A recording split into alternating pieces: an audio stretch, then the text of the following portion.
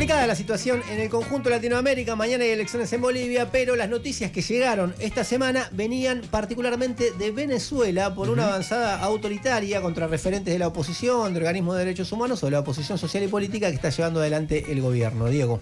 Sí, a ver, nos vamos a Venezuela. Esta semana destacaron mucho algunos diarios argentinos que, por ejemplo, sectores de Madres de Plaza de Mayo, el premio Nobel Adolfo Pérez Esquivel, incluso diputados del Frente de Izquierda se habían pronunciado por la detención que en ese momento estaba de una referente de derechos humanos de Venezuela, María Lía Grajales, que estaba desaparecida, la habían detenido y no se sabía su paradero. Obviamente ya para la actualización es que apareció finalmente la justicia venezolana, la dejó salir en libertad, obviamente con una causa en contra de ella, en donde le ponen, la acusan, por ejemplo, de conspiración o incitación al odio. Por ejemplo, para que tengamos una idea de la causa, ella lo que estaba haciendo era acercarse y asesorar a una serie de familiares que estaban pidiendo por la liberación de varios detenidos que todavía no tienen causas claras, que no se sabe muy bien dónde están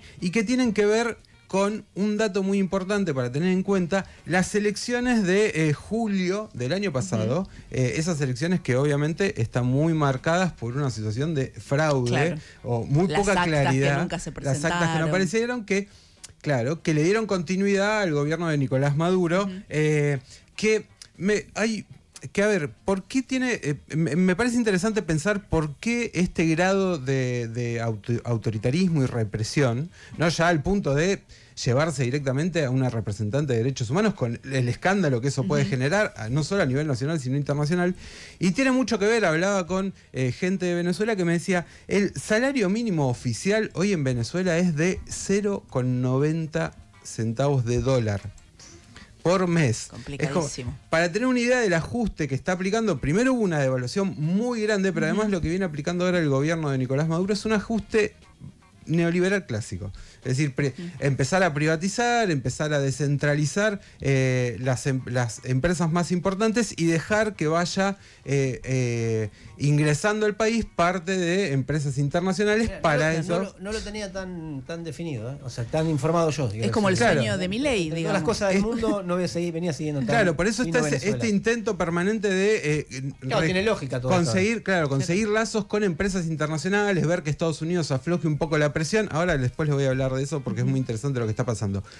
Pero tiene que ver esta represión, este autoritarismo con la política económica que se está aplicando en Venezuela, que ya no tiene nada que ver con si en algún momento se habló de Chávez, claro, lo que fue la ola latinoamericana. Bueno, ya no tiene nada que ver. Y hoy la represión en Venezuela está apuntada fundamentalmente sobre organizaciones sociales, organizaciones de trabajadores, organizaciones de izquierda, organizaciones de derechos humanos que vienen reclamando por la situación de muchos opositores que no son los opositores que muchas veces se habla acá, que es la derecha venezolana, claro, la extrema derecha venezolana, que por ejemplo la más conocida es María, se me fue el nombre, María Corina Machado, que salió en todos lados, que es, digamos, la derecha más proestadounidense, que incluso llegó a pedir una intervención una intervención militar de Estados Unidos. Quería que vaya el ejército directamente. Directamente, vengan y entren. Bueno, lo que está pasando acá es que hay una represión sobre organizaciones sociales que reclaman por la situación que están viviendo millones de venezolanos. Y que además organizaciones sociales, sindicatos, también grupos de izquierda, referentes, que además nunca dejaron de reclamar, ni dejaron de ser un sector que criticó siempre las políticas de ajuste del Estado, del gobierno en Venezuela, y que en general no salen en ningún medio, más bien son acalladas, una oposición que no interesa tanto. Claro, ahora, del otro lado también lo que hay, que es importante tener en cuenta para pensar Venezuela, es que se habla mucho de lo que les estaba contando el gobierno de Maduro, generalmente en los medios, pero agreguémosle, para tener un panorama de conjunto, qué pasa con Venezuela y la presión estadounidense, que con el gobierno de Trump empezó a crecer mucho, primero con sanciones económicas que obviamente van a afectar al pueblo venezolano, no van a afectar a ningún empresario grande, ni a parte del gobierno, salvo algún funcionario. Y por otro lado, lo que empezó a surgir estas semanas es una presión más directa de tipo injerencista. Por ejemplo, utilizando el tema del narcotráfico. De hecho, hace pocos días Trump mandó a la cuarta flota del Comando Sur a hacer acciones en todo lo que es el Caribe, que incluye una parte de Venezuela, el Mar Caribe, hacer acciones para combatir el narcotráfico. Ojo, el gobierno de Estados Unidos viene acusando a muchos funcionarios del gobierno de Venezuela de estar ligados al narcotráfico. Acá hay un nexo, ¿no?, en cómo se utiliza esto de qué pasa con el narco en Latinoamérica y los intereses de Estados Unidos. Colombia, México, o sea, está es la una presión, receta repetida. La presión del bloqueo económico y la presión de intentar intervenir utilizando el tema del narcotráfico, que obviamente el gobierno de Estados Unidos no tiene interés en combatir, sino de ver cómo se mete en Venezuela.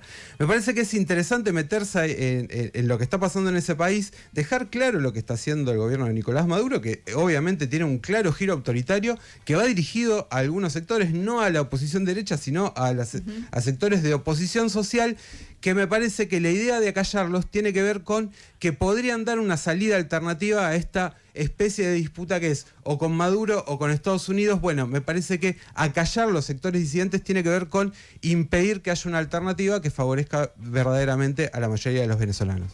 El Círculo Rojo.